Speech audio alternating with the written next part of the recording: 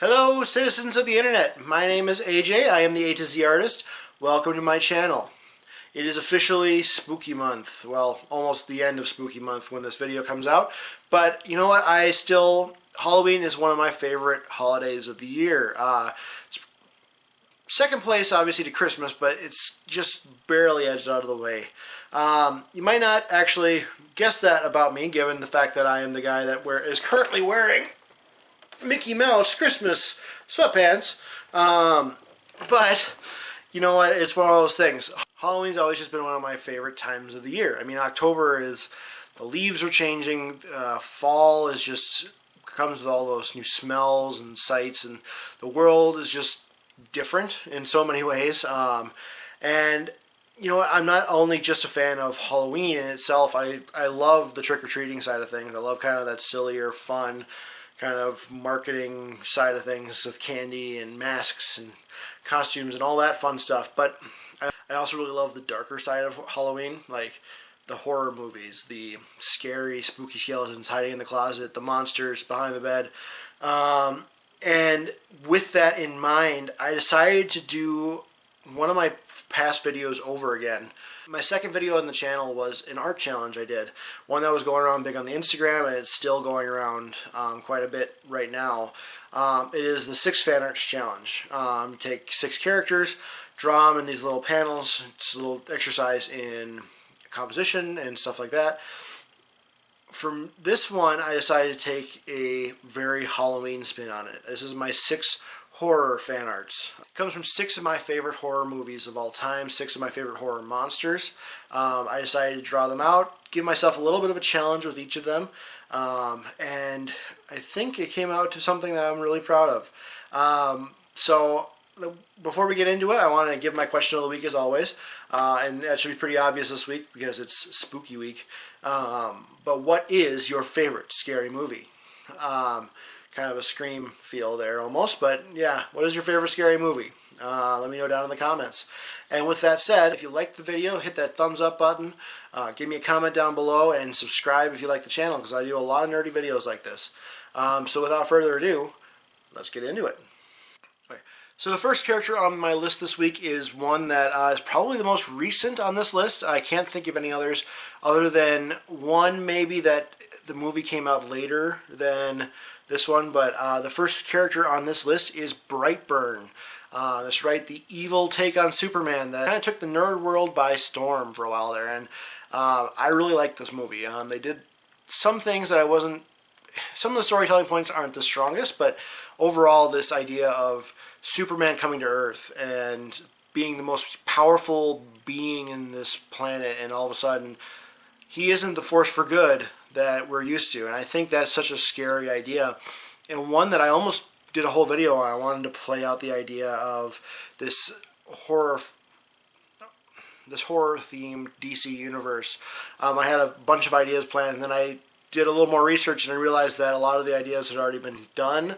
There's a little clip at the end of Breitburn where they show off all these other evil former superheroes, now villains. I don't know. I just think it's such a cool idea. I might try it later on just to give myself a shot, but I might have to do it with some different heroes because some of them are already taken. For this piece, I really wanted to push the anatomy. I don't do a lot of like super perspective pieces, and that is kind of a problem. I do a lot of pieces of characters just standing straight up and down and very stoic, and it's fine.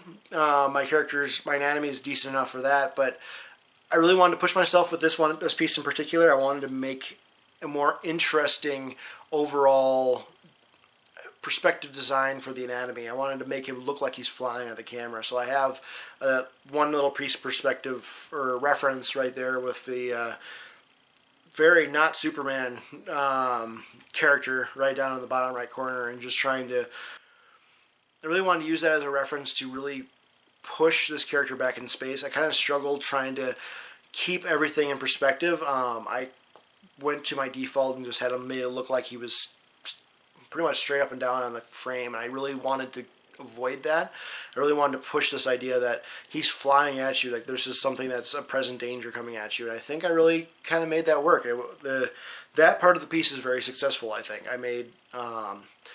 The problem I have with it isn't that is more the lighting. I think the lighting on this one was not my strongest, especially when I get to some of the later pieces in this. But you know what?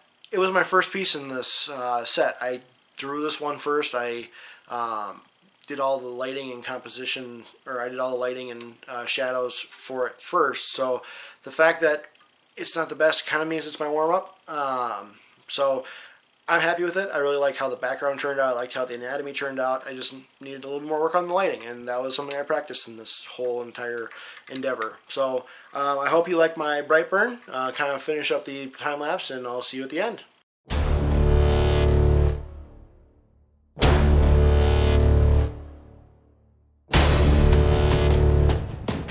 As you might be able to tell from my Breitburn entry, I mean, I really like Breitburn. Obviously, he made my top 6, but these characters aren't in order of my favorite monster by any means.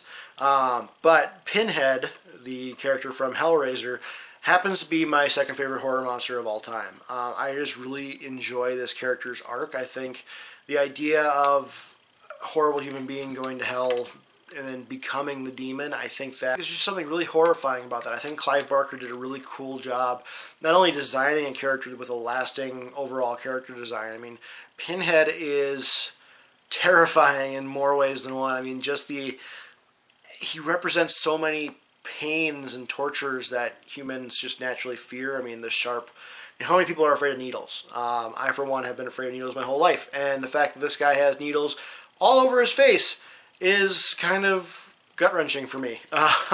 So watching this character, overall the character design is well done, but also just in general, who he is as a character, the idea of him being a human at one point and having human wants and desires and feelings and emotions, and all of a sudden becoming this monstrosity that just enjoys and thrives on torture. There's something really horrifying about that, and Clive Barker really digs into the heart of a lot of fears for that reason, I think. And I don't know, I just really love Hellraiser for that reason. My overall focus on this piece was the composition. I really wanted to play with this idea of a kind of a comic book cover with the floating puzzle box behind Pinhead. I mean, it's not actually that big in the movie, but I wanted to do kind of a symbolic piece in a way. I'm not very good at symbolism, I'm going to be honest with you. I'm very straightforward. This is this thing, so it goes here and it fits in. But you know what? I really want to push that composition aesthetic point of view. I think it worked out pretty well. I don't think the coloring turned out as well as I could have, because it's hard to really get that leathery look. I mean, Pinhead is just always wearing this leather get-up that's like armor, but it's not, and its leather is very shiny, and I don't think I captured that very well. Maybe the light source was too strong, maybe that was the problem, but yeah, it was just not quite there yet. But overall, I'm very happy with the overall composition and how it looks. I just need to work on that like leather texture. But that's my Hellraiser for today. Let's move on to the next one, finish up the time lapse, and I'll see you later.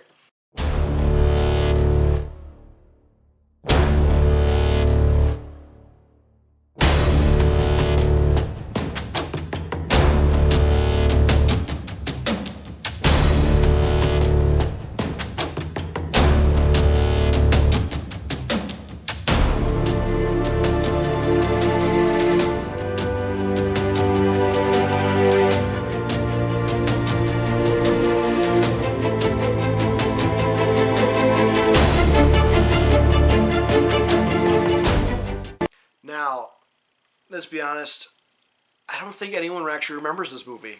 I think it's a cult classic, but 13 Ghosts is not one of the icons that most people would expect on a list like this. To be honest, it's one of my favorite horror movies. It's been since I was a kid, and I mean that literally. I was a little too young to watch this movie when it first came out. I don't know if I just saw it on like a late night show or something like that, but yeah, it was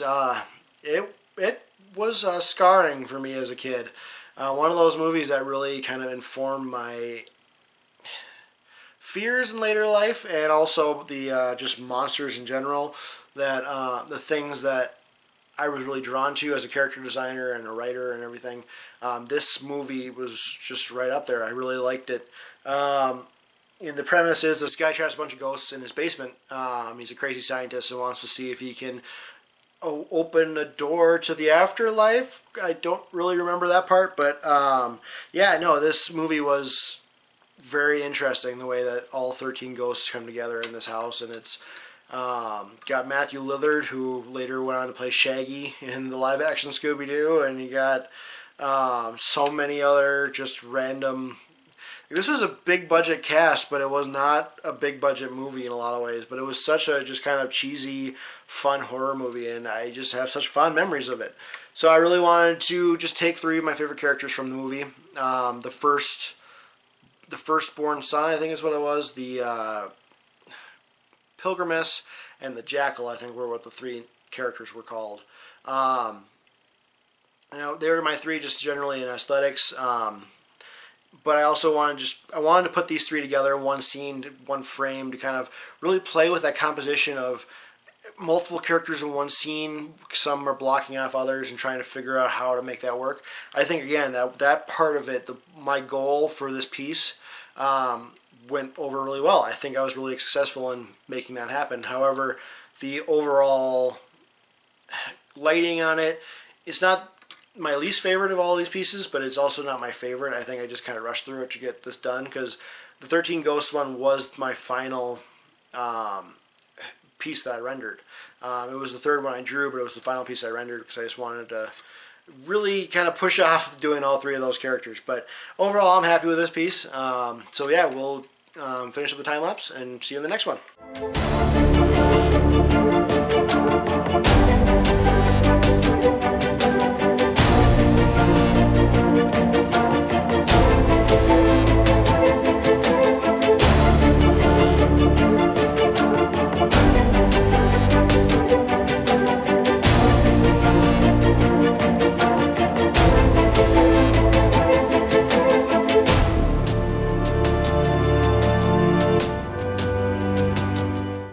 Pennywise, yeah, that one is probably the one that everyone expected.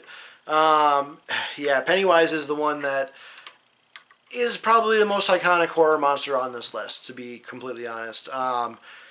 From the movie and book It by Stephen King, Pennywise is just one of the most iconic monsters in horror, and my favorite horror monster of all time. I can't even say probably in that. It's one of my favorite horror monsters of all time. I saw the original It miniseries when I was a kid. Again, way too young to be watching something like that. And it scarred me in probably the worst ways, because I still don't trust clowns. Also, it really forced me to really enjoy horror movies. It taught me that horror movies are more than just cheap scares. A lot of the time, it's about something really psychological and deeply rooted in human existence. And I can say that now as a 27-year-old looking back on it, I didn't understand why I was so enthralled by these scary movies back then, but today I can look back and say, yeah, this is why I kind of started gravitating towards them. It's because there is a part of all of us that fears these things, and these things represent something inside of us, and so that's why I like horror movies. And it was kind of the first time I really got a chance to experience what that type of storytelling could do. A creature that can devour fear, that's something that, but while not realistic, is something I think we all kind of fear. Something that just, I mean, the premise behind Pennywise is this creature that just causes fear to eat it. I mean, there's something that is altogether terrifying about a creature that just overall wants to create fear and darkness in the world. And I think as a storyteller, it's kind of hard to root. I mean, you obviously can't root for a villain like that, but at the same time, there's something root and terrifying about it that I think we all can understand. My main focus on this one was really trying to push the lighting in this piece. Same with my anatomy, my lighting is always very kind of boring. I always pick one direct light source very right above. It's the sun, and it comes shining down, and there's just nothing very unique about that. Whereas with this one, I really wanted to push that lighting thing, the lighting spotlight behind Pennywise, kind of making him come forward more. I think overall that created a really interesting effect. I don't know if it's my favorite of the lighting jobs in this one, but I think it really turned out really well, and I'm really proud of this piece. So there's my Pennywise, and let's move on to the next one.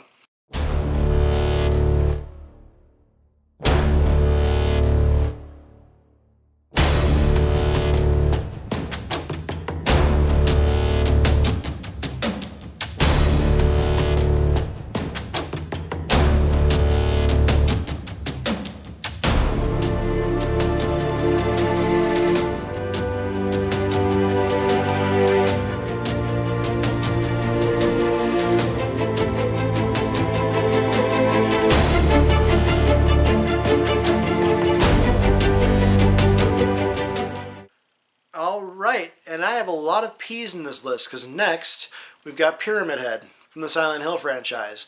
Interestingly enough, I haven't played many of the Silent Hill video games or watched any but the first movie, but overall I really love the aesthetic of this game. This series really speaks to me and to what I feel horror can do. What I was talking about with Pennywise, the idea of horror representing something darker and more primal in all of us. Silent Hill is exactly that concept come to life. All of the monsters in Silent Hill come from some dark emotion inside of a person. Pyramid Head is guilt incarnate. He is the executioner. He is built by one of the main protagonists of the series to chase after him for his own unresolved grief and guilt. I mean, there's something really dark and interesting in that. I mean, I understand it's scary, and I get why people don't like horror because they don't like to be scared, but I guess there are two types of people in the world, because I like not only being scared, there's an adrenaline rush of that, and I don't think people really understand that. I don't know if I understand it either, but I enjoy it, and sue me. But yeah, there's that part of it, but there's also just, as a storyteller, I love the idea of horror because storytelling is all about emotion. It's all about driving a character towards something he wants or fears and seeing what happens. And Pyramid Head and Silent Hill and horror in general just make that something tangible. You have a character who has to face his own guilt in a very physical way, a guilt that is literally trying to kill him. There's something interesting in that, and I don't know, as a storyteller, I really love that aspect, and that's why Pyramid Head is one of my favorite monsters. It's also just a creepy design. Big, giant pyramid on top of a body that chases you around with a giant sword. I don't know, I might be easy to scare, but that is kind of terrifying. Focus for this one was more of like an atmosphere kind of thing, trying to, like the smoke and mist surrounding Pyramid Head. I wanted to create a spooky atmosphere. I didn't want to just work on lighting in some way. I wanted to make this feel like a Silent Hill movie or a Silent Hill video game. I wanted this to feel like you just walked into a room and Pyramid Head standing there ready to kill you. I wanted that feeling. I really want to push the texture too, because Pyramid Head is covered in blood and grime and grossness. And I think I succeeded. I think in a lot of ways this is my favorite of the 6 pieces. I think I succeeded in all of the goals I had for this piece. So yeah, there's my Pyramid Head. Let's move on to the last of my 6 fan arts, and I'll see you in the next one.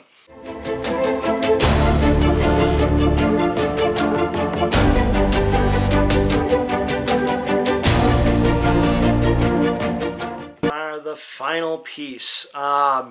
We have today the another video game villain that I think is really interesting. Maybe not as well designed as Pyramid Head. If I remember right from my readings, I think the creators of The Keeper from Evil Within really wanted to mirror a lot of the things that made Pyramid Head scary, and so they did. They made a guy with a safe on his head that when you open the safe is full of pulsating flesh and blood and gross, and they gave him a hammer, made him walk around and chase people. But I don't know, I like The Keeper not only because the story is interesting. The Evil Within is equal parts overrated and underrated, I think.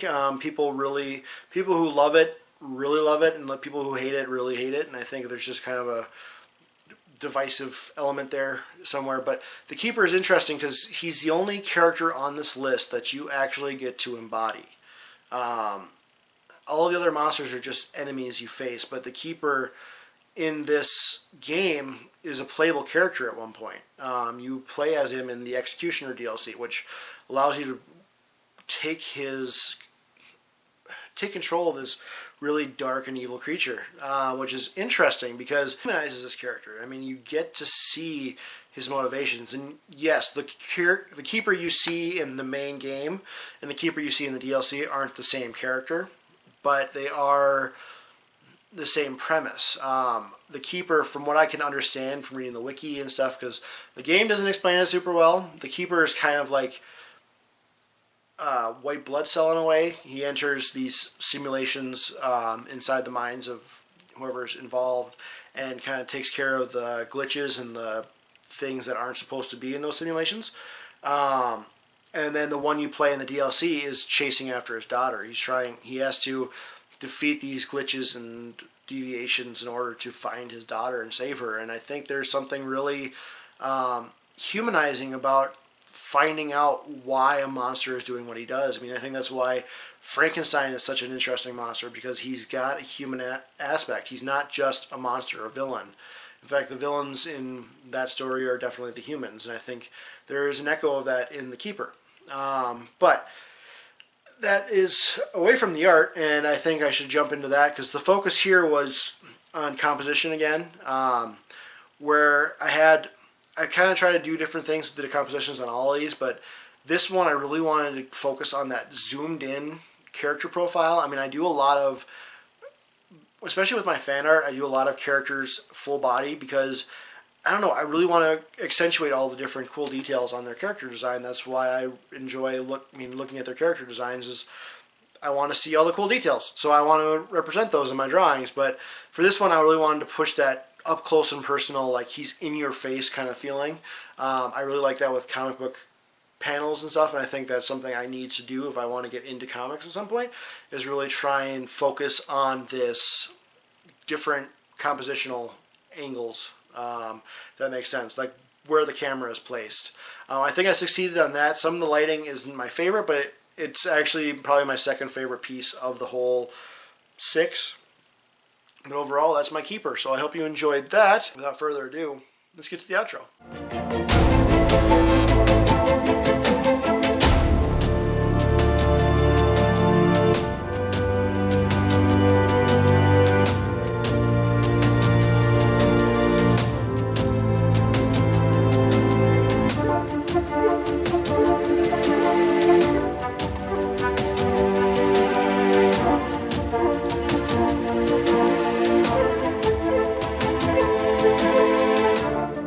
So there are my 6 horror fan arts. Let me know what your favorite of these 6 were. Let me know what you thought of the video in general in the comments. I love horror movies. I love Halloween. I love spooky time. So please let me know, because I would love to do more videos like this with kind of a spooky theme. Let me know if you like that Breitburn idea too, because I'm really kind of playing with the idea of that one. I have some ideas that weren't introduced in the movie, but I don't know. Let me know what you think of that one. As for my next video, I haven't decided on the content yet, and with my schedule at work and everything, I'm not sure how I'm going to do my video structure anymore. Posting videos every week is something that's kind of difficult, especially if they're drawing videos.